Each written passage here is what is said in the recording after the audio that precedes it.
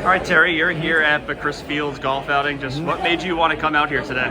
Yeah, Chris has been very instrumental in my life since I met him back when I was at Ohio State. He really just always would pour into me as much as he could, both to be ready for on the field but off the field. And since me leaving Ohio State, him and I have become really good friends. And he's taught me some things about business, just about life, and he's somebody that I really respect the way he lives his life and the way he treats people. And so to be able to be back here in Columbus, where I feel like a second home, to support his foundation for his brother who passed away, it's an unbelievable honor for me to be here and see so many old faces, but to support such a great cause. How much do you still feel the strength of the Ohio State brotherhood? Yeah, oh, it's crazy, man. Like, Buckeye Nation, that's real. I don't think you can really appreciate it until you leave this place, how far and wide Buckeye Nation stretches.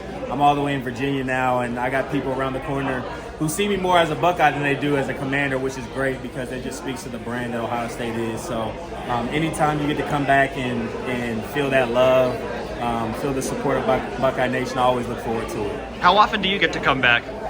It's kind of tough with the NFL schedule, but if this is an annual event, I would like to try to come back as much as I can. And depending on what our schedule looks like this year, we may have some off days, so I may try to get back for the first game of the season, hang out with some of the guys. I got to see Coach Day today, Coach Meyer, so it's good to see them. But being around, football, man, I still got those juices flowing.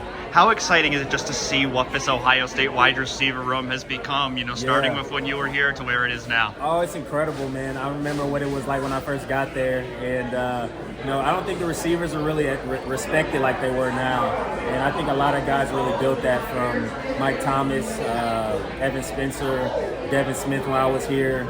And then, my class kind of started taking it over after that with Paris and Johnny and Curtis and stuff like that, Noah. So there's so many guys that have made this receiver group what it is, but to see kind of how the change happened when Chris came in, and then you got Garrett, and now you got Marvin Harrison, you got Jackson.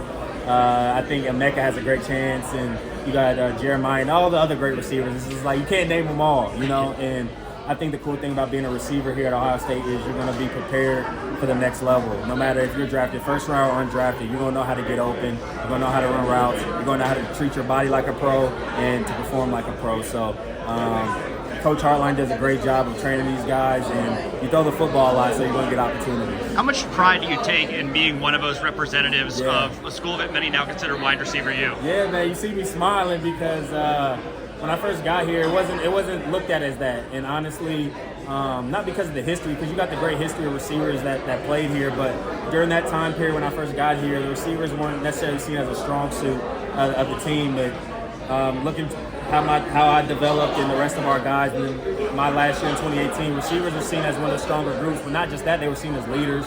They were seen as guys you could look to know how to do things right when you come in this program, how to train, how to practice, how to play. And so to be a part of like the nucleus of that, I take extreme pride in that. And anybody want to talk to me, I got LSU teammates, I got Alabama teammates, I got USC teammates. Anybody want to talk to me about who wide receiver U is, they know they're not going to win that conversation with me because it's always going to be the Buckeyes. Now, obviously, you've had a lot of success in the NFL, but what are the biggest things that you still draw from that you learned here that have helped you have the success you've had? Honestly, the competition. When you come to Ohio State, you're going to play against the best players, and you're going to be in the best competition rooms in your position group. So it really forces you to rise to the occasion each and every day when you step out on the practice field. And once you get used to being in an environment where you're a competitor, you're always trying to find the edge to win, I think you take that kind of characteristic, you take that throughout your life. So even when I'm done playing football and I start to get into business or whatever life takes me next, I know I'm going to take that same mentality that, when you put your mind to something and you try to look at getting better, not just what you do good, but find the little ways you can get better, your weaknesses, and making them strengths. I think that's when you make the biggest growth as a person and a player. And you mentioned LSU, just with Jaden being there. What's that been like so far, and just what are your expectations for the upcoming season?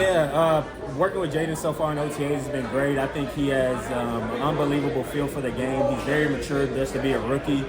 He can make all the throws. He has a great deep ball that he can just drop right in the bucket, and his anticipation has been unbelievable since we got into camp. So his personality is going to gel well with our team. Honestly, he's a natural born leader, and he's fun to play with, man. He has a great personality. He's very charismatic.